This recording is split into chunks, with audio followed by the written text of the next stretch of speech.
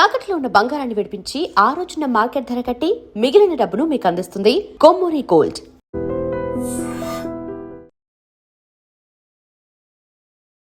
నమస్తే, welcome to I dream inside politics with కవిత.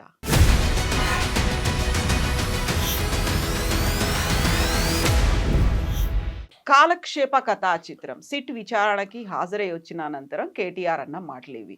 ఇదే SIT విచారణకి హాజరైనటువంటి హరీష్ రావు అదో సొల్లు పురాణంగా కొట్టిపారేశారు. యాక్చువల్గా సిట్ క్వశ్చన్స్ అడుగుతోందా, బాధితులెవరో తేల్చుకునే పనిలో ఉందా, లేకుంటే విచారణకు వెళ్ళినటువంటి పొలిటీషియన్సే సిట్ అధికారులని విచారించి వస్తున్నారు. యాక్చువల్గా సిట్ ఎందుకు ఫామ్ చేశారు, అందులో విచారణలో ఏం జరగబోతోంది, 7 గంటల విచారణ అవుట్కమ్ అనేది ఎప్పుడు తెలుస్తుంది? మనతో పాటుగా ఉన్నారు బీఆర్ఎస్ సీనియర్ లీడర్, మాజీ ఎమ్మెల్సీ కన్నె ప్రభాకర్ గారు. నమస్తే అండి. సో ఎడతెగని సీరియస్ లాగా కొనసాగుతూ వస్తోంది అనుకున్నప్పుడు ఫస్ట్ పోలీస్ ఆఫీసర్స్ అయ్యారు, వాళ్ళని అరెస్ట్ చేశారు. ఆ తర్వాత నెక్స్ట్ టర్న్ పొలిటీషియన్స్ మీదకి వచ్చింది. అక్కడ క్యాబినెట్లో ఎవరైతే కీలకంగా వ్యవహరించారో వాళ్ళ పేర్లు వచ్చాయి. అన్ని లీకులు ఇస్తున్నారు, డైవర్షన్స్ చేస్తున్నారు. ఇవన్నీ చెప్పినప్పుడు కూడా సిట్ అనేది ఏర్పడింది. సిట్ తన పని తాను చేసుకుపోతుంది. మీకున్నటువంటి అభ్యంతరాలు, అది కూడా పర్టికులర్గా మేమే వాళ్ళని ఉల్టా క్వశ్చన్ చేశాము, ఏంటది అసలు? అభ్యంతరాలు ఏం లేవు కవిత. మాకు నిజానికి ఏ రాష్ట్ర ప్రభుత్వం అయినా తను చేయాలనుకుంటున్న పని నిర్భీతిగా, ధైర్యంగా, ఎటువంటి భేషజాలు లేకుండా, ఏ విషయాల్ని దాయకుండా అది కొనసాగిస్తే మేమేం తప్పట్టం. ఎందుకంటే ఇవాళ ప్రభుత్వం పనిచేయాలి, కానీ ప్రభుత్వం చేయాల్సిన పని చేయకుండా కక్ష సాధింపు పని చేసినప్పుడు మాత్రం ఇబ్బంది అవుతుంది. ఇప్పుడు మీరే చెప్తున్నారు, మీ ఇంట్రోలో చెప్పినారు, దాదాపు ఏమేం జరిగిందనే విషయం చాలా చెప్పుకుంటూ వచ్చినారు. 2 సంవత్సరాలుగా జరుగుతున్నటువంటి దీంట్లో ఈ రోజు వరకు వాళ్ళు డిసెంబర్ 7వ తేదీనో 9వ తేదీనో ప్రభుత్వంలోకి వస్తే బహుశా నెల రోజులు, ఆ తర్వాత జనవరి, ఫిబ్రవరి 24th జనవరి, ఫిబ్రవరి నుండి లీక్లు ఇచ్చినారు. ఇది ఫోన్ ట్యాపింగ్ జరిగింది, ఇదోటి అదోటి అని అనేక రకాలుగా మాట్లాడుకుంటూ వచ్చినారు. వీళ్ళని విచారించడానికి పిలవడం తప్ప విచారించినటువంటి విషయాలు ఏం తేలినాయి అనేటువంటి విషయం ఇప్పటివరకు ఎవరైనా అథెంటిక్గా, నేనేమంటున్నాను, ఆఫ్ ది రికార్డు ఎవరు బయటికి రావు కాబట్టి ఆఫ్ ది రికార్డు కాదు, ఆన్ రికార్డు కూడా ఎవరు చెప్పడానికి ఒకవేళ అదేనా ఇన్ఫ్లుయెన్స్ అవుతుంది అనుకుంటే చెప్పుకున్నా పర్లేదు. కానీ విచారిస్తున్న అధికారులను అట్లీస్ట్ జరిగిన పురోగతి 2 సంవత్సరాలుగా చెప్పకపోతే అది కంపల్సరీ ఒక ధారావాహిక లాగానే భావించాల్సి వస్తుంది. ఎందుకు బయటకు చెప్పట్లేదు? యాక్చువల్గా అరెస్ట్ అయిన తర్వాత బోల్డ్ అంత ఇన్ఫర్మేషన్ని సేకరించారు, చాలా వరకు మీరే డిస్ట్రాయ్ చేసి పెట్టేశారు. మీ ఆదేశాలు వచ్చిన తర్వాత అధికారులు మీ కనుసన్నల్లోనే యాక్ట్ చేశారు అనే దాంతో పాటుగా ఎవరెవరి ఫోన్ ట్యాపులు చేశారు, అటు సినీ నటులు కావచ్చు, పారిశ్రామికవేత్తలు కావచ్చు, రియల్ ఎస్టేట్ వాళ్ళు కావచ్చు, ఎవరైతే మీకు డబ్బులు ఇవ్వాలో ఎలక్టోరల్ బాండ్స్ రూపంలో ఎవరి దగ్గర అయితే డబ్బు ఉందనుకున్నారో వాళ్ళందరినీ బెదిరించారు. ఇవన్నీ పోలీసులు చెప్పినవే కదా. ఎక్కడ ఇప్పటివరకు అదే అంటున్నా. నేను ఇంతకుముందు అడిగింది కూడా ఇదే. వాళ్ళు ఇచ్చే లీకులే తప్ప ప్రెస్ ముందలకు వచ్చి ఇవాళ సజ్జన్నారు ఏదైతే ఒక విచారణ ముగియగానే సాయంకాలానికి ఆయన మళ్ళీ ఫర్దర్గా ఏం చేద్దామని అనుకుంటున్నాడు అనే విషయం చెప్తున్నాడు. అట్లా ఇప్పటివరకు 2 సంవత్సరాలుగా జరిగినటువంటి ఒక్క విచారణ విషయాన్ని కూడా లీక్ కాకుండా ఇంకేమైనా చేసిండ్రా అని అడుగుతున్నా నేను. వాళ్ళు నిజాయితీగానే ఉంటే దీంట్లో ఏదన్నా మేము తప్పు చేసినాము అనేటువంటి విషయం నిర్ధారణ అయ్యి ఉంటే ఏదన్నా ఒకటి చెప్పాలి కదా బయటకు వచ్చి.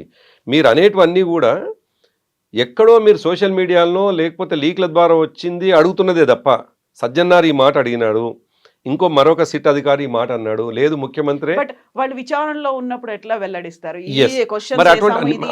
ఎగ్జాక్ట్లీ కరెక్ట్ అన్నారు మీరు. విచారణ జరుగుతున్నటువంటి సమయంలో వెల్లడించొద్దని మేము కూడా అంటున్నాం. అది మేము కూడా ప్రభుత్వంలో ఉన్నాం. మరి విచారణ జరుగుతున్నటువంటి సందర్భంలో లీక్లు ఎట్లా వస్తాయి? లీక్లు వస్తున్నాయి అంటేనే ఏదో ఒక నీ బ్యాడ్ ఇంటెన్షన్ ఉన్నట్టే కదా. అదే అయితే ఉన్నటువంటి మీడియా లోపల ఏం జరుగుతుంది అనే ఒక క్యూరియాసిటీ ఉంటుంది. ఎట్లా తెలుస్తుంది కవిత? సోర్సెస్ నుంచి చెప్తారు. అందులో ఉన్నటువంటి కొంతమంది దగ్గర వాళ్ళు ఉన్నప్పుడు పేర్లు వెల్లడించకుండా వచ్చేటువంటి ఇన్ఫర్మేషన్ ఉంటుంది. అదే ఛాన్సే లేదంటున్నాను. ఎప్పుడు ఛాన్స్ ఉంటుందంటే విచారణ జరిగే పద్ధతిని బహుశా మీకు కూడా తెలిసి ఉంటుంది. విచారణకు పోయేటువంటి వ్యక్తి కూర్చుంటాడు, విచారణ అధికారి కూర్చుంటాడు, అతనికి సహాయకుడుగా ఉన్న ఇంకొక అధికారులు ఉంటారు. ఈ ముగ్గురు తప్ప ఇంకెవరు ఉండరు. కెమెరా ఉంటుంది, ప్రతిదీ కూడా కెమెరాలో రికార్డ్ అవుతుంది. ఈయన ఏదైనా అడ్మిట్ అయితే, ఈయన ఏదైనా కన్ఫామ్ చేస్తే, లేదు ఏదైనా విషయం చెప్తే అందులో రికార్డ్ అవుతుంది. లేదు ఈయన ఏదైనా చెప్తున్నటువంటి సందర్భంలో వీళ్ళన్నా చేయాలి. అంటే వీళ్ళు చేస్తున్నారు అని అంటే విచారణ సవ్యంగా జరగట్లేదు అన్నట్టే కదా, విచారణ తప్పుదోవ పడుతున్నట్టే కదా. విచారణలో ఏదో ఒక వెనక హైండ్ ఒకటి ఉంది, వాళ్ళు వెనక నుండి పుష్ చేస్తే వీళ్ళు మాట్లాడుతున్నారు అనుకోవాల్సిందే కదా. దాంతోపాటు మేము పదే పదే ఒక మాట అంటున్నాం, ఒక మౌలిక క్వశ్చన్ మేము అనేక సందర్భాల్లో చెప్తున్నాం. ఇప్పుడు మా కేటీఆర్ గారు, ముఖ్యంగా హరీష్ రావు గారు 4 రోజుల క్రితం 5 రోజుల క్రితం అన్నది, కానీ అంతకంటే ముందు కేటీఆర్ గారు 1-2 సందర్భాల్లో చెప్పిన మాట ఏంటంటే, 2 సంవత్సరాలుగా మీరు నడుపుతున్నారు కదా, ఒక్కసారైనా ఏం జరిగింది అనేటువంటి విషయం మీరు చెప్పిండ్రా? ఈ 2 సంవత్సరాల కాలం పట్టదు కదా.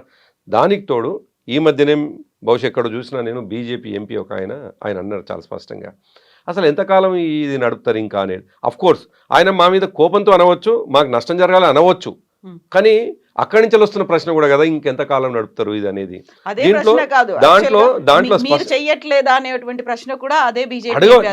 నేనేమంటున్నా, చేసినము చేయలేదు అనేటువంటి విషయాన్నేమో విచారణ చేసిన వాళ్ళు తేల్చాలి, కానీ జరుగుతున్నటువంటి విధానం పట్ల అందరికీ అభ్యంతరం ఉంది. సాక్షాత్తు సుప్రీంకోర్టు ఏమన్నదో మీరు ఈ మధ్య చూసినారు. సుప్రీంకోర్టు చెప్పినారు చాలా స్పష్టంగా, ఇంకెంతకాలం నడుపుతారు ఇది అని చెప్పేసి. అంటే సుప్రీంకోర్టుకు అభ్యంతరం ఉంది విచారణ పట్ల, మా అపోనెంట్ పార్టీకి అభ్యంతరం ఉన్నది, ఎట్ ద సేమ్ టైం విచారిస్తున్నటువంటి అధికారులు ఇప్పటివరకు మాట్లాడరు. దీన్ని ఎట్లా అనుకోవాలి అని అంటే, మీకు విచారణ పట్ల అభ్యంతరం ఉంది, విచారణ ప్రాపర్ గా జరగట్లేదు అనేటువంటి అనుమానాలు ఇవన్నీ ఉన్నప్పటికీ యాక్చువల్ గా జరిగిందే ఫోన్ ట్యాపింగ్. దాన్ని జరగలేదు, నేను అదే అంటున్నాను, ఇది జరగలేదు కాబట్టి ఏది బయట పెట్టకుండా వాళ్ళు వివిధ రూపాల్లో గుంజడానికి ప్రయత్నం చేస్తుంటూ, అసలు ఏదైనా జరుగుంటే ఈ 2 సంవత్సరాల్లో కొంతమందిని జైల్లో వేసినారు, బయట వాళ్ళు ఇన్ఫ్లుయెన్స్ చేస్తారని మరొకటని జైల్లో వేసినారు అధికారులని. వాళ్ళ నుంచి ఏం సమాచారం లేదు కాబట్టి వచ్చి ఉండదు. వాళ్ళు చెప్పింది నిజము అని ఒకవేళ ఉండి ఉంటే అదైనా ఎవరైనా, ప్రభాకర్ రావు గారు ఈ విషయాలు చెప్పినారు, రాధాకిషన్ రావు గారు ఈ విషయం చెప్పినారు, ప్రణీత్ రావు గారు ఈ విషయాలు చెప్పినారు అనే మాట చెప్పాల్సి ఉండే. లేదు, చెప్పడం మధ్యలో జరుగుతున్నటువంటి విచారణ మధ్యలో జరుగుతుంది కాబట్టి చెప్పడానికి వీల్లేదు అనుకుంటే 2 సంవత్సరాల కాలం ఎందుకు పడుతుంది? తొందరగా ముగించి ఏం జరిగిందో చెప్పండి, ఏం చేయాలనుకుంటారు. మేము అందుకే చేసిన నెంబర్లు తక్కువ ఉన్నాయి అంటే వేలు ఉన్నాయి కాబట్టి అవంతా క్రియేషన్ అంటున్నాను కవిత. నేనేమంటున్నానంటే ఇవన్నీ కూడా వాళ్ళు చూయిస్తున్నటువంటి, వాళ్ళు వేస్తున్న క్వశ్చన్లు కావచ్చు, వాళ్ళు చెప్తున్న విషయం ఒక సొల్లు పురాణం అనేటువంటి మాట ఎందుకు అంటున్నామంటే, ప్రొద్దున 11 గంటల నుంచి వెళ్ళి రాత్రి 6:30 వరకు, సాయంకాలం 6:30 వరకు నడిపేటువంటిది మా విచారణకు వచ్చినటువంటి మా నాయకులు చెప్తుంది చూస్తే చాలా ఆశ్చర్యంగా, ఒక నవ్వుకునే విధంగా కనిపిస్తూ ఉంది. అసలు ఏం చేస్తున్నారో వాళ్ళకే అర్థం కానీ ఒక గందరగోళమైనటువంటి విషయం కనిపిస్తూ ఉంది. ఆయన ఒక అధికారి మాట్లాడుతుంటాడు, కరెక్ట్గా 2 నిమిషాలు మాట్లాడతాడు, 10 నిమిషాలు బయటకు పోయి ఫోన్ మాట్లాడేసి వస్తాడు. మళ్ళీ వస్తాడు, ఆయన చెప్పినటువంటి ఫీడ్బ్యాక్ తీసుకున్నటువంటి విషయాలు మళ్ళీ వచ్చి 2 క్వశ్చన్స్ వేస్తాడు, మళ్ళీ బయటికి 15 నిమిషాలు వేస్తాడు. ఓవరాల్గా రోజుకు సాయంకాలానికి వాళ్ళు అడుగుతున్నటువంటి క్వశ్చన్ 50 అయితే తీసుకుంటున్నటువంటి సమయం 50 × 5 నిమిషాలు, 50 × 10 నిమిషాలు అట్లా అవుతుంది. అంటే దీంట్లో వాళ్ళు ఎక్కడో ఒక రకమైనటువంటి తప్పుని వెతికి తద్వారా ఏదన్నా అధ్యయిద్దాం అనేది ఒకటైతే, ఇంకోటి కూడా కనిపిస్తూ ఉంది కవిత నాకేమంటే, ఇది పొలిటికల్గా దాన్ని చుట్టూ తిప్పి, అంటే పొలిటికల్ అడ్వాంటేజ్ వాడుకోవడం కోసం చేస్తున్నటువంటి ప్రయత్నం లాగా. ఎందుకంటే మేము కూడా అనుకున్నాం, ఒకవేళ ఏదన్నా ఉండి ఉంటే సంవత్సరంలోనే క్లోజ్ అయ్యేటువంటిది, అంత పెద్ద దూరంగా పోవాల్సినటువంటి అవసరం కూడా లేదు. ఇప్పుడు వాళ్ళ ఇంటెన్షన్ ఏంది, సందర్భం వచ్చినప్పుడల్లా ఈ విషయాన్ని తెర మీద తీసుకొచ్చి ఉన్నటువంటి విషయాలని పక్కదారి పట్టించడానికి చేస్తున్నటువంటి ఒక ప్రయత్నంగా వాడుతున్నటువంటి ఒక టూల్ ఇది అని అనిపిస్తుంది. బట్ ఈ మీరు ఒక టూల్ అన్నప్పటికీ కూడా అక్కడ బోల్డ్ అన్ని క్వశ్చన్స్ అనేవి ఉన్నాయి. వీటన్నిటికి సంబంధించి ఎవరైతే ఇప్పటిదాకా అరెస్ట్ అయ్యి ఉన్నారో వాళ్ళకి బెయిల్ అనేది సుప్రీంకోర్టు కూడా ఇవ్వలేదు. వీళ్ళు సుప్రీంకోర్టు దాకా వెళ్ళబడండి, సుప్రీంకోర్టు కూడా వీళ్ళ దాంట్లోనే వర్క్ చేస్తుందనా మీరు? అంటే ఎవరైతే విచారించబడ్డారో, ఎవరి మీద అయితే ఇవి కేసులు నమోదు కాబడ్డాయో, ఆ పెట్టినటువంటి సెక్షన్స్ సుప్రీంకోర్టు కూడా అంత ఈజీగా ఇచ్చేటువంటి కేసులను నమోదు చేయలేదు. కేసు పెట్టడంలో ఉంటుంది, ఎఫ్ఐఆర్ రెడీ చేయడంలో ఉంటుంది. కాబట్టి మోపబడ్డటువంటి నిందలు ఏవైతున్నాయో చాలా తీవ్రమైనవి కాబట్టి కేసులో బెయిల్ రాకుండొచ్చు. బెయిల్ రాలేదు అన్నంత మాత్రాన నిందితులు కాదు. కాకపోతే మీరు చేసినటువంటి ఆ చిట్టా చూస్తే అందులో అందరూ ప్రముఖులు, హూయిస్ హూ అనుకునే వాళ్ళే కాదు, స్వయంగా కుటుంబ సభ్యుల మీద కూడా నిఘా అనేది ఆరోపణలు మాత్రమే, ఓన్లీ చీఫ్ ట్రిక్స్ మాత్రమే, ఒక చీప్ ఆరోపణలు మాత్రమే కవిత చేసింది. సొంత ఇంటి అల్లుడి మీదే ఫోన్ ట్యాపింగ్ చేశారు అనేది. ఆ తర్వాత హరీష్ రావు వెళ్ళిన తర్వాత కూడా ఆయన బాధ్యుడు కాదు బాధితుడు అనే యాంగిల్లో, మీకు తెలుసా మీ ఫోన్లు ఇన్ని ట్యాప్ అయ్యాయి, మీ చుట్టుపక్కల ఉన్నటువంటి మీ సిబ్బంది, వ్యక్తిగత సిబ్బంది ఫోన్లు కూడా ట్యాప్ అయ్యాయనేటువంటి లిస్ట్ ఇచ్చారు అనేది. ఇప్పుడు మనం 5 రోజులుగా చూస్తూ ఉన్నాం. ఈ 5 రోజుల్లో మన చర్చ అంతా ఏముంది, అనేక ప్రజా సమస్యలు ఉన్నాయి. ఈ రాష్ట్రంలో ఈ ప్రభుత్వం ఇచ్చినటువంటి హామీలు అమలు చేయాల్సిన అవసరం ఉన్నది. ఇవాళ రైతు బంధుకు సంబంధించినటువంటి అది పడాల్సినటువంటి అవసరం ఉన్నది. ఇవన్నీ చర్చలు చేయాల్సినటువంటి మనము కేవలం 4-5 రోజులుగా ఫోన్ ట్యాపింగ్ చుట్టే తిరుగుతున్నాం. కారణం ఏమిటి? సరిగ్గా రేవంత్ రెడ్డి ఎజెండా ఫిక్స్ చేస్తాడు. ఆ ఫిక్స్ అయినటువంటి ఎజెండాలో మీరు మేము అందరం కలిసి పడి ఉండాలి. మీరు అన్నటువంటి సింగరేణి బొగ్గు గనుల కుంభకోణానికి సంబంధించి స్వయంగా ఇప్పుడు కేంద్ర ప్రభుత్వమే రంగంలోకి దిగబోతోంది. సింగరేణి బొగ్గు గనులు వాళ్ళ ఆధీనంలోకి తీసుకోవాలి అనేటువంటి అక్కడ అవకతవకలు ఉన్నాయి, టెండర్లు ప్రక్రియ జావుగా జరగట్లేదు అనేది ఇవన్నీ ఉన్నాయి. కాబట్టి కేంద్రం కూడా ఇన్వాల్వ్ అవుతోంది. మిగతా పనులన్నీ జరుగుతున్నాయి కదా, ఆగిపోయాయి. కేవలం రాష్ట్రం స్తంభించింది, ఫోన్ ట్యాపింగ్ గురించే మాట్లాడుకుంటోంది. అంటే చర్చ ఎటువైపు తీసుకుపోవాలనో రేవంత్ రెడ్డికి తెలుసు. కాబట్టి 2-3 విషయాలను ఆయన ప్రధానంగా దృష్టి పెట్టి ఈ చర్చను తెర మీద తీసుకొచ్చాడు. ఇది అసందర్భమైన చర్చ. నిజానికి అసందర్భం అంటున్నాను. రొటీన్గా చేసే విచారణ రొటీన్గా చేసుకుంటూ పోతే ఏం పెద్ద అయ్యే ఇబ్బంది ఏం లేదు. 3 విషయాలు జరిగినాయి. ఒకటి, వాళ్ళ మంత్రుల మీదనే జరిగినటువంటి ఏదైతే వ్యవహారం ఉన్నదో, మంత్రుల మధ్యలో సయోధ్య లేకపోవడం, వాటాల పంపిణీ, తర్వాత టెండర్ల పంపిణీ, దాంట్లో ఉన్నటువంటి లొసుగులు, దాని నుంచి బయటపడ్డటువంటి టెండర్ల విధానంలో లొసుగులు, ఇవన్నిటితోటి ఒక గందరగోళమై చివరికి మీడియాను కూడా బాధ్యులను చేసి మీడియాకు సంబంధించిన రిప్రజెంటేటివ్స్ని అరెస్ట్ చేసి పంపినారు. అప్పుడు ఒక రకమైనటువంటి అపవాదు మూటగట్టుకుంది ప్రభుత్వం. దాని కొనసాగింపుగా మాకు అర్థమైనటువంటి విషయం, కొద్దిగా లోనికి పోతే మేము ప్రతిపక్షంగా ఉన్నటువంటి వాళ్ళం కూడా డెఫినెట్గా దూరంకెళ్ళి గమనించినా ఎందుకు ఈ పరిణామాలు జరుగుతున్నాయో చూస్తాం. అప్పుడు మాకు అర్థమైంది ఏంది, టెండర్లలో అవకతవకలు ఉన్నాయి కాబట్టి అవకతవకల్ని బేస్ చేసుకొని వాళ్ళిద్దరూ కొట్టుకుంటే బయటపడ్డది. కాబట్టి అసలు అవకతవకలు ఏంది అని తెలుసుకుంటే ఈ సింగరేణిలోకి సైట్ విజిటింగ్ అనేటువంటి ఒక కొత్త అది నిబంధన పెట్టి ఆ నిబంధనకు ఎవరికి లాభం జరిగిందని చూస్తే ఆ నిబంధన వల్ల నైని బ్లాక్ని దాన్ని క్యాన్సిల్ చేసినారు, దాని టెండర్ని.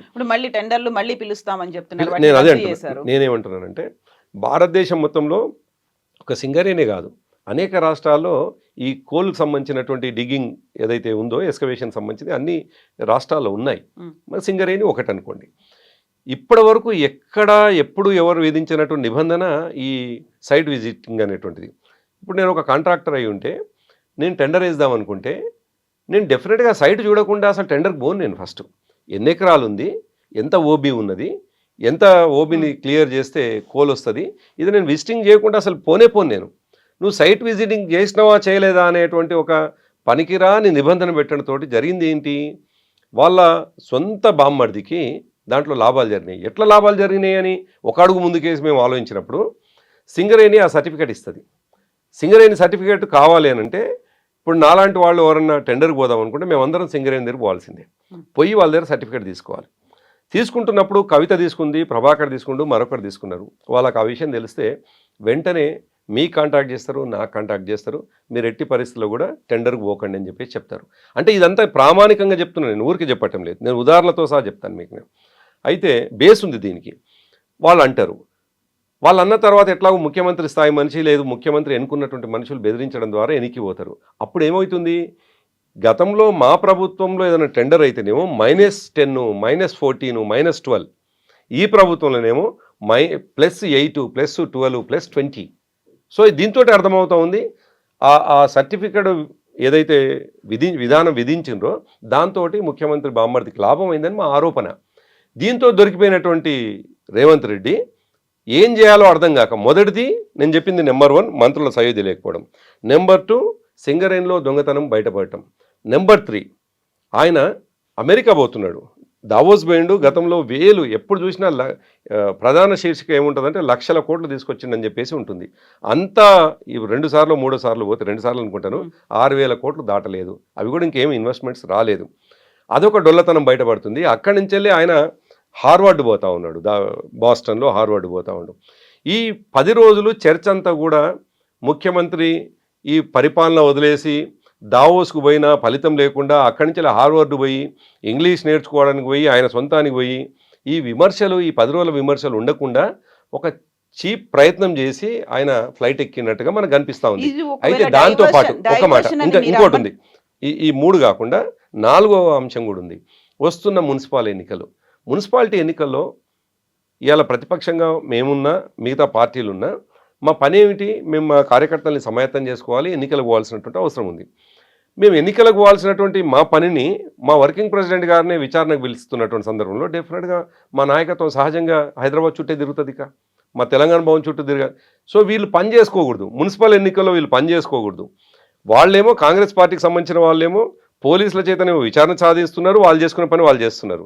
మా మా మీద అది చేసేది ఇప్పుడు మా వర్కింగ్ ప్రెసిడెంట్ మా డిప్యూటీ నిజంగా అక్కడ లీడరు కక్ష సాధింపే ఉంది. అసలు ఏమీ లేదనుకున్నప్పుడు అందరూ ఊర్ల నుంచి వచ్చేసి హైదరాబాద్ లోనే మీరెందుకు ఉండాలి, మీ పనులు మీరు కవిత చేసుకోవచ్చు ఇప్పుడు కదా. ఏమంటున్నానంటే ఆయన మా వర్కింగ్ ప్రెసిడెంట్, నథింగ్ బట్ మా ప్రెసిడెంట్ ఆయన I know, హరీష్ రావు గారు మా డిప్యూటీ లీడర్. డెఫినెట్గా ఒకరి ఇంట్లో తమకు సన్నిహితులు ఉన్నట్టు బంధువులకు జ్వరం వస్తేనే వాకప్ చేసి పోయేస్తుంటాం. అటువంటిది ఆయన మీద కక్షపూరితమైనటువంటి కేసు పెట్టి కక్షతో పిలిపిస్తూ ఉంటే డెఫినెట్గా పార్టీ అండగా ఉంటుంది. మాది 60 లక్షల సభ్యత్వాలు ఉన్నటువంటి పార్టీ మాది, అంత ఈజీ పార్టీ బట్ కాదు. మీరు ఏమీ లేదు అని చెప్తున్నప్పటికీ సరే, మీరు ఒక మీ పార్టీ వర్కింగ్ ప్రెసిడెంట్ కాబట్టి అన్ని వదులుకొని ఇక్కడే హైదరాబాద్కి వచ్చిండ్రు అని చెప్పినప్పటికీ అక్కడ ఉన్నటువంటి కంప్లైంట్స్ ఉన్నాయి. సరే పోలీసులు ఏదో డైవర్షన్ చేస్తున్నారు, ప్రభుత్వం ఏదో చేయిస్తోంది, ఇవన్నీ చెప్తున్నప్పటికీ సంధ్యా శ్రీధర్ రెడ్డి డైవర్షన్ మీరు ఎలక్టోరల్ బాండ్స్ బెదిరించి మరీ తీసుకున్నారు, 10 కోట్లు 12 కోట్లు అనేది.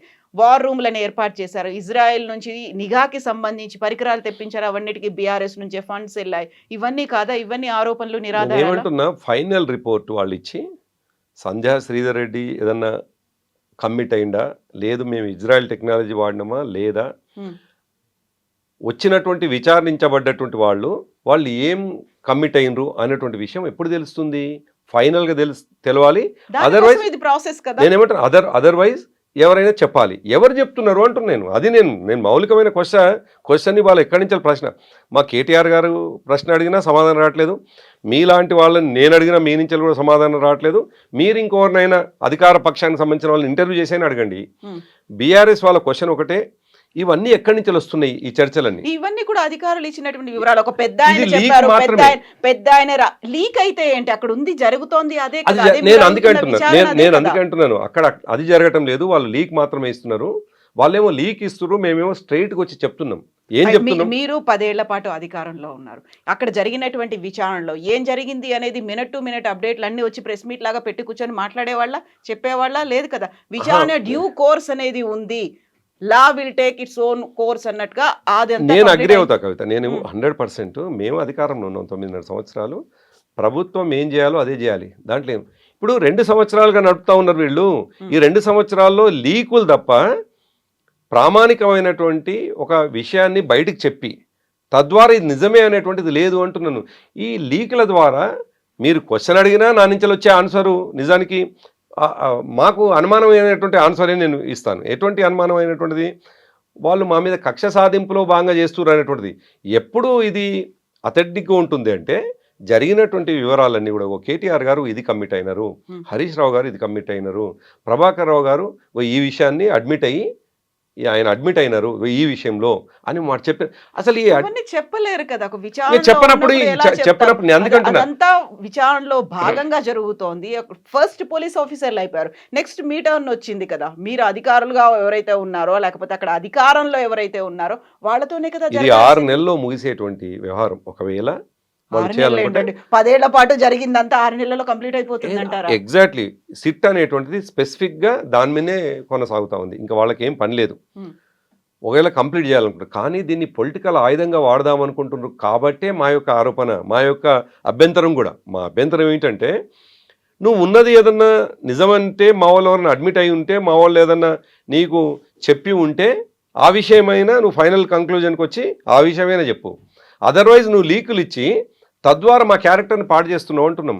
నువ్వు వాడుతున్నది ఏంది అంటే మేము పొలిటికల్గా మాకు ఎక్కడైతే మైలేజ్ వస్తున్నదో, ఎప్పుడైతే జనాల్లోకి మేము పోతున్నామో సరిగ్గా ఆ సమయానికి ఈ అంశం తీసుకొచ్చి ఒక సిట్ అని మరొక నోటీస్ ఇచ్చి మమ్మల్ని విచారణకు పిలిపించి చర్చలు దాని చుట్టూ తిప్పుతా ఉన్నావు తప్ప దీంట్లో నిజాయితీ లేదు మీ దీంట్లో అనేటువంటి మాట మేము అంటున్నాం. దానికి నువ్వు సమాధానం చెప్పాలి కదా. మీరు బెదిరిస్తున్నారు, అక్కడ సాక్షులని ప్రభావితం చేసేలా మీరు వ్యవహరిస్తున్నారు. ఎట్ ద సేమ్ టైం సిట్లో ఎవరైతే అధికారులు ఉన్నారో వాళ్ళను కూడా మీరు బయటకు వచ్చి బెదిరిస్తున్నారు. నీ పదవీ కాలమో లేకుంటే 6 నెలల్లో రిటైర్ అయిపోతా, తర్వాత చూసుకుంటా, ఈ ధోరణి ఏంటి అసలు? కవిత ఒక మాట చెప్పండి. మీరే అంటున్నారు 9.5 సంవత్సరాలు మీరు బాగా తప్పులు చేసి ఉంటారు, చేసినారు కాబట్టి ఇదంతా చేస్తున్నారు. సరే, నువ్వు ఒక మిడిల్ మ్యాన్గా మిడిల్ ఉమెన్గా నువ్వు విషయం తెలుసుకొని చెప్తున్నావు. నేనేం బయాస్గా మేము అనుకోవట్లేదు. కానీ ఇప్పుడు చెప్తున్నటువంటి వాళ్ళు ఏదైతుందో కేవలం ఆరోపణలు మాత్రమే చెప్తున్నారు తప్ప మరొకటి కాదు. ఒకవేళ విచారించబడుతున్నటువంటి వ్యక్తి విచారణాధికారిని బెదిరించేటువంటి పరిస్థితులు ఉంటాయా? బయట బెదిరిస్తున్నారు కదా, బయట కూడా అదే కాదు, జరుగుతుంది. నేను మీరు 6 ఏమంటున్నా? నెలల్లో రిటైర్ అయిపోతారు, కాదు. మేము చూసుకుంటాం, నిన్న మీరు తర్వాత మా చూసినారు. ప్రభుత్వం వస్తుంది. నిన్న మీరు చూసినారు, నిన్న మా పార్టీ ఆఫీస్లో కేటీఆర్ గారి ప్రెస్ మీట్ చూసినారు. ఆయన ఎంత స్ట్రైట్గా విషయం చెప్పినాడు. ప్రజల ముందు తను అక్కడ ఏం మాట్లాడిండో అతనే చెప్పిండు ఏం జరిగింది అన్నటువంటి విషయం. ఎక్కడ కూడా నువ్వు బహుశా ప్రపంచంలో ఎక్కడ విచారణలు జరిగిన సందర్భంలో నేనే గట్టిగా మాట్లాడొచ్చిన అనేటువంటి సందర్భం రానే రాదు. వచ్చింది అంటే ఏమని అర్థం చేసుకోవాలి? బట్ అందులో ఒకటి మాత్రం యాక్సెప్ట్ చేశారు కదా, సినీ నటులకు సంబంధించి వాళ్ళని బెదిరించారా లేకపోతే ఫోన్ ట్యాప్ చేశారా అనేది నేను అడిగాను, వాళ్ళు లేదన్నారు. ఆ వివరణ అయితే సజ్జనార్ ఇచ్చారు కదా. కాదు, నేను అది సజ్జనార్ ఇవ్వలేదు, అక్కడ విన్న విచారణాధికారి ఆయన రాసుకున్నటువంటి ప్రశ్నల్లో అది లేదు అనే విషయం చెప్పి ఉంటాడు. తనంటూ ఇప్పుడు మీరు చెప్పిన ప్రకారమే దాని కొనసాగింపే. మీరు ఏమంటున్నారంటే ఈ లీకులు వచ్చిన దాని మీద నన్ను క్వశ్చన్ అడుగుతున్నారు, సమాజంలో ఉన్న క్వశ్చన్ కూడా అదే. ఈ లీకులే అబద్ధం అనేటువంటి ఒక మాట అయితే దాని కొనసాగింపు ఏంటి? ఆ లీకులు ఏమిటి? సినిమా యాక్ట్రెస్లకు సంబంధించి, బిల్డర్లకు సంబంధించి, మరొకరికి సంబంధించి ఈ వివిధ రకాలుగా లేదు, ఆ ఎలక్ట్రల్ బాండ్కు సంబంధించినటువంటి విషయాలు అడిగినారు. ఇప్పుడు ఆ లీకులు అనేటువంటి విషయము అబద్ధము అనేటువంటి మాటని చెప్పడానికి మా కేటీఆర్ గారు నిన్ను అడిగినటువంటి ప్రశ్ననే ఇప్పుడు అప్పటిదాకా లీక్ అనేది అబద్ధం అనేది ఇప్పుడు తేలిపోయింది కదా. ఇప్పుడు మీరు ఇంతకుముందు చెప్పినట్టుగా అందులో నిజం ఉంటేనే ఎవరి ద్వారా తెలుస్తుంది కదా అని. ఇప్పుడు ఆ విచారణ అధికారే చెప్పినటువంటి మాట ఏంటంటే ఆ ప్రశ్ననే లేదు ఇందులో కాబట్టి అని అంటున్నాడు. అంటే అర్థమైంది ఏదో ఒక రకంగా మా నాయకుడి మీద బురద జల్లడం కోసం జరుగుతున్నటువంటి ప్రయత్నము. దానికి నాయకుడి మీద కాదు, మొత్తం ప్రభుత్వం, అక్కడ సీఎం, మంత్రివర్గము, అధికారులు అందరినీ మిస్యూజ్ చేశారు అనే దాంతో పాటుగా ఎలక్షన్స్ కోసం మీరు ఏర్పాటు చేసుకున్నటువంటి వార్ రూములు అనేవి హైదరాబాద్లో డిఫరెంట్ ప్లేసెస్లో ఉన్నాయి. అది కూడా ఒక మీడియా అధినేత ఇంట్లో ఏర్పాటు చేసుకున్నారు, సిరిసిల్లలో ఏర్పాటు చేసుకున్నారు. వార్ రూమ్ అంటే మీ ఎలక్షన్ స్ట్రాటజీని మీరు చూసుకోవాలి తప్ప ఫోన్లను ట్యాప్ చేసుకోవడానికి స్పెషల్ మెకానిజంని అక్కడ ఎందుకు పెట్టుకున్నారు? ఎందుకు బెదిరించారు ఎలక్టోరల్ బాండ్స్ కావాలని? నేను అక్కడికి వస్తాను. అయితే విచారించబడుతున్నటువంటి వ్యక్తి విచారణ అధికారినే బెదిరించేటువంటి పరిస్థితి ప్రపంచంలో ఎక్కడన్నా ఉంది అంటే నికార్సుగా ఉన్నటువంటి సందర్భంలోనే, ధైర్యంగా ఉన్నటువంటి సందర్భంలోనే, నేనేం తప్పు చేయలేదు అని బలంగా నమ్మినటువంటి సందర్భంలోనే, కాన్షియస్గా ఉన్నటువంటి సందర్భంలోనే ఆ స్థాయిలో మాట్లాడతాడు. బెదిరించారు అంటే అక్కడ అహంకారం అనేది కనిపిస్తుంది. క్వశ్చన్ చేయొచ్చు కదా. కాదు, బెదిరించుడు కాదు అది. దాన్ని క్వశ్చన్ చేసినా అని వాళ్ళేమో బెదిరించిండ్రు అని అనవచ్చు. కానీ కేటీఆర్ గారు నేనే అసలు చాలా విచిత్రమైనది, నాకు అదే ఆశ్చర్యం అనిపిస్తుంది. నిన్న నుంచి నేను కూడా నవ్వుకుంటా ఉన్నాను. ఇన్వెస్టిగేషన్కు అధికారులు పిలిస్తే కేటీఆర్ గారే వాళ్ళని ఇన్వెస్టిగేట్ చేసి వచ్చినారు. అంటే అర్థం ఏంటి? ఈయనని ఇన్వెస్టిగేట్ చేస్తున్నటువంటి అధికారుల దగ్గర పసలేని ప్రశ్నలు ఉన్నటువంటి సందర్భంలో ఆ ప్రశ్నలకు మరొక ప్రశ్నని మీ దగ్గర ఏమున్నాయో చెప్పండి అని మా వర్కింగ్ ప్రెసిడెంట్ గారు అడుగొచ్చినప్పుడే ఆయన ఎంత నిజాయితీగా తను ఆన్సర్స్ని చెప్పొచ్చిండో మనం అర్థం చేసుకోవాలి ఒకటైతే. ఇక రెండోది మీరు అడిగినట్టుగా ఇవన్నీ కూడా మళ్ళీ రిపీటెడ్గా మళ్ళీ అదే చెప్తాను, అది బోర్ అనిపించినా కానీ మా వార్ రూమ్లను ఏర్పాటు చేసుకోవడము, అక్కడ ఇన్స్ట్రుమెంట్స్ని తీసుకోవడము, ఇజ్రాయెల్కి సంబంధించినటువంటి ఇన్స్ట్రుమెంట్స్ని వాడిండ్రు అని ఇవంతా కూడా ఓన్లీ హైపోథికల్, ఓన్లీ లీక్ అనేది తప్పు అనేది ఇప్పుడు మీరే అంటున్నారు. ఆ లీక్ తప్పు అయిపోయింది కదా సినిమా యాక్టర్లకు సంబంధించినటువంటి విషయం, అది అబద్ధమే కదా. అది కూడా అబద్ధమే అంటున్నాను. ఆయన కంప్లైంట్ చేశారు కదా వెళ్ళి, అది తేలాలి కదా, ఫైనల్ కావాలి కదా. నేనేమంటున్నానంటే ఫైనల్ ఆయన కంప్లైంట్ ఎవరి మీద చేసిండు, ఏ వ్యక్తి మీద చేసిండు? ఆయన ఎలక్టోరల్ సరే, సంధ్యా శ్రీధర్ అనేటువంటి వ్యక్తి పట్ల ఇవాళ సమాజంలో అనేక రకాలైనటువంటి ప్రశ్నలు ఉన్నాయి. నాకు తెలిసి ఇప్పటికీ ఆయన మీద 39 కేసులు ఉన్నాయి. 39 కేసులు మోపబడ్డటువంటి వ్యక్తి మొట్టమొదటిసారి బయటకు వచ్చి తన ఆరోపణలు ఏం చేయటం లేదు. అనేక ఆరోపణలు ఆయన దగ్గర నుంచి అయితే డబ్బులు వచ్చాయి కదా. మాకొక్కరికి రాలేదు కవిత, దాదాపు బీజేపీకి, కాంగ్రెస్కి, అన్ని పార్టీలకు ఎలక్టోరల్ బాండ్స్. నేను శ్రీధర్ని కోడ్ చేసి చెప్పట్లేదు, ఎంటైర్ ఈ దేశంలో ఎలక్టోరల్ బాండ్స్ కంపల్సరీ ప్రతి పార్టీకి ఇస్తారు. అదేవిధంగా మాది కూడా రిజిస్టర్డ్ పార్టీ, రికగ్నైజ్డ్ పార్టీ కాబట్టి మాకు ఇచ్చిండ్రు. అదేం పెద్ద తప్పు కాదు. నేరంగా బీజేపీ భావించదు, కాంగ్రెస్ భావించదు. వాళ్ళకి ఇచ్చిన ఈ పేపర్లు వచ్చింది, మాకు ఇచ్చిన పేపర్లు వచ్చింది. సో దాన్ని ప్రామాణికంగా తీసుకోవాలి. ఆయన బెదిరించినరా లేదా అనేది ప్రశ్న. ఆ బెదిరించినరా లేదా అనేటువంటి విషయాన్ని ఆయన బ్యాక్గ్రౌండ్ ఒకసారి ఆలోచించినప్పుడు, అలాంటి బ్యాక్గ్రౌండ్ సరే సంధ్యా శ్రీధర్ రెడ్డి ఎక్స్క్యూజ్ ఏమో, అలాంటి బ్యాక్గ్రౌండ్ లేని వాళ్ళని కూడా ఫార్మా కంపెనీలు, రియల్ ఎస్టేట్ వాళ్ళు, వీళ్ళందరినీ కూడా బెదిరించారు. సరే సంధ్యా శ్రీధర్ రెడ్డిని పక్కన పెడదాం, ఆయనకి ఏదో బ్యాక్గ్రౌండ్ ఉంది, ఆయన మీద కేసులు ఉన్నాయి అనుకుంటే దెన్ వాట్ అబౌట్ అదర్స్? అంటే ఇది ఆరోపణ మాత్రమే అంటున్నాను నేను. ఆరోపణలో వాస్తవం లేని ఆరోపణలకు ప్రశ్నకు సమాధానం ఎక్కడిది అసలు? జవాబు లేని ప్రశ్నలు అవి. అందుకే ఇది ఎప్పుడు కంక్లూడ్ అవుతుంది అంటే, ఎవరైనా మమ్మల్ని ఫలానా పని చేసిండ్రు అనేటువంటి విషయం, ఆ చేసినటువంటి వాళ్ళ కొనసాగింపుగా జరుగుతున్న విచారణలో మా వాళ్ళు ఎక్కడైనా అడ్మిట్ అయ్యి నిజమే ఈ పని మేము చేసినాం అన్నాక ఫైనల్ అదొస్తే అధికారులు చెప్పారు కదా మేము చేసాము, మాకు అధికారులు ఇవాళ చెప్పే రోజు నెంబర్లు పంపించారు. ఒక పెద్ద ఆయన చెప్పేవారు, ఆ పెద్ద ఆయన ఎవరు అనేది ఇప్పుడు బిగ్గెస్ట్ క్వశ్చన్ మార్క్. రోజు పేపర్ల మీద రాసి పంపించేవాళ్ళు. పెద్ద ఆయన అంటే డెఫినెట్గా ఆ డిపార్ట్మెంట్కి సంబంధించినటువంటి డీజీపీ గారు పెద్ద ఆయన ఉంటాడు, కమిషనర్ గారు పెద్ద ఆయన ఉంటాడు, హోమ్ మినిస్టర్ అయి ఉండొచ్చు, అనేక మంది పెద్ద ఆయనలు ఉంటారు. సీఎం ఉండొచ్చు. వాళ్ళ దాంట్లో పెద్ద ఆయన భాష అంటే ఇప్పుడు మనం అనుకుంటే అనేక మంది ఉంటారు, ఒకరేం కాదు. మీరు సీఎం అని మీరు భావిస్తే ఇంకో ఆయన ఇమీడియట్ హెడ్ అని అనుకుంటారు. కానిస్టేబుల్ ఏమో ఎస్ఐని హెడ్ అనుకుంటాడు, ఎస్ఐ ఏమో ఇన్స్పెక్టర్ని హెడ్ అనుకుంటాడు, ఇన్స్పెక్టర్ ఏసీపీని హెడ్ అనుకుంటాడు, ఏసీపీ డీసీపీని అనుకుంటాడు, డీసీపీ డీఐజీని అనుకుంటాడు, డీఐజీ వాళ్ళు డీజీపీ అని అనుకుంటారు. ఇది ఒక హెరార్కీ ఉంటుంది. దాంట్లో పెద్ద ఆయన అనగానే కేసీఆర్ గారే, పెద్ద ఆయనగానే ముఖ్యమంత్రి, పెద్ద ఆయనగానే హోంమంత్రి అని మనం ఊహించుకునే కంటే పోయినటువంటి వాళ్ళు విచారణలో ఏం చెప్తున్నారు అనేటువంటి విషయమే ఇప్పుడు ప్రధానం. మనం ఈ మధ్యకాలంలో చూసినది సరే, పోలీస్ అధికారులను పిలిచి వాళ్ళని బెదిరించినరా, భయపెడుతున్నారా, వాళ్ళని జైల్లో వేసి మానసికంగా కుంగదీస్తున్నారా, తద్వారా ఏమైనా రాబట్టాలనుకుంటున్నారా, అది ఒకటైతే అదంతా జరిగిన తతంగం తర్వాత పొలిటికల్ లీడర్స్ని పిలుస్తున్నటువంటి సందర్భంలో మా నాయకులు ఎవరు పోయినా, ఏ స్థాయి వాళ్ళు పోయినా, నేనేమంటున్నా చిన్న స్థాయి పెద్ద స్థాయి కాదు, పొలిటికల్ లీడర్ అనేవాడు ఏ స్థాయి అయినా, మా వర్కింగ్ ప్రెసిడెంట్ గారి నుంచి మొదలుకొని ఒక సామాన్య కార్యకర్త వరకు పిలిస్తే కూడా పోయొచ్చిన తర్వాత వాళ్ళది ఒకే రకమైనటువంటి రెస్పాన్స్ ఉంటున్నది. ఈ పనికిమాలిన క్వశ్చన్లతోటి సమయం వృధా చేస్తుండే తప్ప, దీన్ని రాజకీయంగా వాడుకుంటున్నే తప్ప, దీంట్లో ఎటువంటి ఒక మౌలిక క్వశ్చన్స్ లేవు, ఒక ఎస్టాబ్లిష్డ్ అది లేదు అనేటువంటి మాట చెప్తున్నారు. దాంతో అర్థమవుతుంది ఏంటంటే దీని వెనుక ఒక కుట్ర దాగి ఉన్నది, ఒక పొలిటికల్ కుట్ర దాగి ఉన్నది. ఏదన్నా విషయం మనం తెర మీదకి తీసుకురాగానే ఆ తెర మీద తీసుకొచ్చిన విషయాన్ని పక్కన పెట్టడానికి, అది ప్రజలు మర్చిపోవడానికి తెస్తున్నటువంటి ఆరోపణలో భాగంగా ఇటువంటి సిట్ విచారణలు అనే విషయం చాలా స్పష్టంగా కనిపిస్తూ ఉన్నాయి. అందుకే ఇవన్నీ ఆరోపణలు మాత్రమే. నెక్స్ట్ టర్న్ సంతోష్ రావు ఉన్నారు, ఆ తర్వాత కవిత ఉంది, తర్వాత కేసీఆర్ వస్తారు అనే మాటలు. అదే ఇవన్నీ కూడా లీక్లే. నేను ఏమంటున్నాను, బట్ వాళ్ళందరూ రెడీగా ఉన్నారా? కవిత గురించి మీకు తెలియకపోవచ్చు, బట్ సంతోష్ రావు కావచ్చు, కేసీఆర్ కావచ్చు, వాళ్ళైతే వస్తారా? కేసీఆర్ గారు చట్టాన్ని గౌరవిస్తారు. చట్టంలో భాగమైనటువంటి సందర్భానుసారంగా కానిస్టేబుల్ ఆపితే కూడా ఆగిపోతారు. కేసీఆర్ గారు ముఖ్యమంత్రిగా ఉండవచ్చు, ఏదన్నా పోతుంటే కానిస్టేబుల్ ఆపితే కూడా ఆగిపోతారు. ఆయనకు చట్టం పట్ల అంత అచంచలమైన విశ్వాసం, గౌరవం కూడా. ఆల్రెడీ దానికి సంబంధించి అప్పుడు అటెండ్ అయ్యారు. పిలుస్తున్నటువంటి వాళ్ళ ఇంటెన్షనే బ్యాడ్ ఇంటెన్షన్ ఉన్నప్పుడు, దాంట్లో ఎక్కడైనా టెక్నికాలిటీస్ ఏదైనా ల్యాబ్స్ ఉన్నప్పుడు మాత్రం తన వైపు నుంచి క్వశ్చన్ వస్తుంది. మీరు గతంలో చూసినారు, విచారణ అని చెప్పేసి, కాళేశ్వరం విచారణ అని చెప్పేసి ఒక రిటైర్డ్ జడ్జి చేత విచారణ చేయిస్తే ఎల్ నరసింహారెడ్డి గారికి దాన్ని అప్పచెప్తే, ఆయన విచారణ కంప్లీట్ కాకముందుకే చాలా విషయాలు బయట పెడితే ఆ రోజు మేము క్వశ్చన్ వేసినాం. మళ్ళీ అలాంటి క్వశ్చన్స్ రాకుండా ఉండడానికి ఇప్పుడు బయట పెట్టట్లేదు కదా. నేను అందుకేమంటా, ఇది పెట్టలేదు కాదు, అటువంటి సందర్భం తప్ప విచారణ నిజాయితీగా జరుగుతుంటే తప్పకుండా మా కేసీఆర్ గారిని పిలిస్తే డెఫినెట్గా వస్తారు. కానీ కేసీఆర్ గారిని పిలిచి, కేసీఆర్ అంటే ఇప్పటికే అనేక రకాలుగా మా నాయకులని ఇబ్బంది పెట్టే ప్రయత్నం చేస్తుంటే, కేసీఆర్ గారిని కూడా పిలిచి ఇబ్బంది పెట్టాలని ప్రయత్నం చేస్తే కేసీఆర్ గారు హాజరు కావడానికి ఇబ్బంది పడరు. కానీ ప్రజల నుంచి వచ్చేటువంటి రిటాలియేషన్ ఏ స్థాయిలో ఉంటుందో అదే అనబోతుంది. ఏమీ లేదనుకోండి, ఊరికే అదేదో మీకు డైవర్షన్ పాలిటిక్స్ లో భాగంగా పిలిచారు, ఇబ్బంది అనేది కూడా మీకు ఇబ్బంది కాకపోవచ్చు కదా, ప్రజల వైపు నుంచి పాజిటివ్ గా రావచ్చు కదా. ఎస్, నేను అదే అంటున్నాను.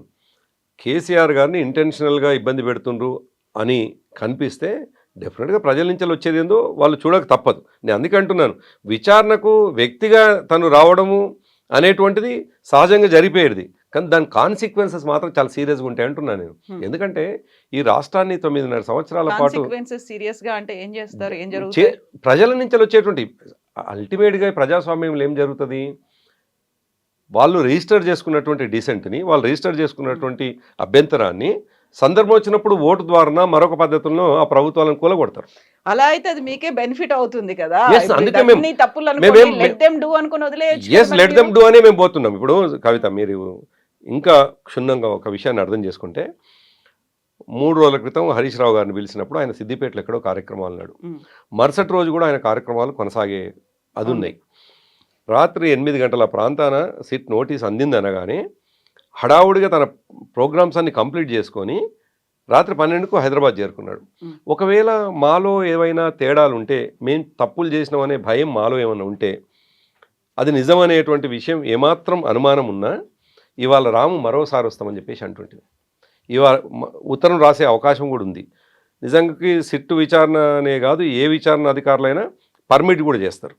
అటువంటిది రాత్రి 8 గంటలకు పిలిస్తే ప్రొద్దున 11 గంటలకు హాజరైనాం. కేటీఆర్ గారిని సాయంకాలం 4:30-5 గంటలకు పిలిస్తే ప్రొద్దున్నే 11 గంటలకు హాజరైనాం. కాబట్టి మేము విషయము లేకనో లేదు దాంట్లో ఏదో పట్టుబడతామనో లేదో ఏదో అడ్మిట్ అవుతామనో అసలు లేని విషయానికి ఎందుకు ఒకవేళ పట్టుబడితే అరెస్ట్లు అవుతే అన్నిటికీ సిద్ధమై. ఇప్పుడు కేటీఆర్ గారిని మీరు గతంలో చూసినారు. ఆయన ఫార్ములా ఈ రేసుకు సంబంధించినటువంటి విషయంలో స్పష్టంగా చెప్పినారు, ఇది కక్ష సాధింపులో భాగంగా నన్ను జైలుకు పంపిస్తే నేను పోవడానికి సిద్ధము అని. ఇప్పుడు ఈ దేశ చట్టాలని లోబడి మనం ఉండాల్సిన వాళ్ళం. మనమేం అతిథులం కాదు. మాజీ ముఖ్యమంత్రులు అతిథులు గారు, మాజీ ప్రధానులు కూడా అతిథులు గారు. ఈ దేశ చట్టాలకు లోబడి, రాజ్యాంగానికి లోబడి ఉండాలి. ఒకవేళ చట్ట పరిధిలో మేము తప్పు చేసినాం అనేటువంటి విషయాన్ని వాళ్ళు నిరూపించి, లేదు కక్షపూరితంగా జైలుకు పంపాలనుకున్నా మేము సిద్ధంగా ఉన్నాం అనే మాట ఎప్పుడో చెప్పినాం. జైలు ఇప్పుడు మీరు ఎక్స్పెక్ట్ చేస్తున్నారా అవుతాయి, అరెస్ట్లు అవుతాయి? ఇప్పుడు మీరైతే కీలకమైనటువంటి లీడర్స్ ఉన్నారో వాళ్ళు అరెస్ట్కి వెళ్తారా? అంటే అనుభవం లేనటువంటి వాళ్ళు పరిపాలిస్తే, మూర్ఖులు చేతికి రాజ్యం వస్తే తప్పకుండా అవసరం లేనటువంటి వాళ్ళని అనవసరం కూడా అరెస్టు చేసేటువంటి సందర్భాలు ఉంటాయి. అరెస్టు చేసే సందర్భం ఉంటుంది. ఎందుకు ఉండకూడదు? ఎందుకంటున్నాను, మూర్ఖుల చేతికి రాజ్యం వస్తే, ఏమాత్రం పరిపక్వత లేకుండా పరిపాలిస్తే, వాళ్ళు నిర్ణయాలు తీసుకుంటే, అది అరెస్టు రూపంలో ఉంటే తప్పకుండా ఈ చట్టాల మీద గౌరవం ఉన్నటువంటి మేము తప్పకుండా దాని పరిధిలో ఉండి పనిచేస్తాం. ఎటువంటి అనుమానం లేదు. Yes, Andy. Thank you so much, Andy. Thank you. And for more videos, please subscribe to iDream. Please subscribe to iDream. Please subscribe iDream. And please subscribe to iDream. For more videos, subscribe to iDream. please like, share and subscribe to the channel. Congratulations, iDream. Subscribe to iDream. Subscribe to iDream. So subscribe to iDream Media. iDream ki iDream team andarki huge congratulations. Please subscribe iDream Media. Please subscribe to iDream. Subscribe iDream. Please subscribe to iDream. iDream అంటే నా కళల ఛానల్ను subscribe చేసుకున్న నోరు తిరుగుతలేదు. మీరైతే గంట గుర్తు కొట్టండి. For more such videos, please subscribe to iDream.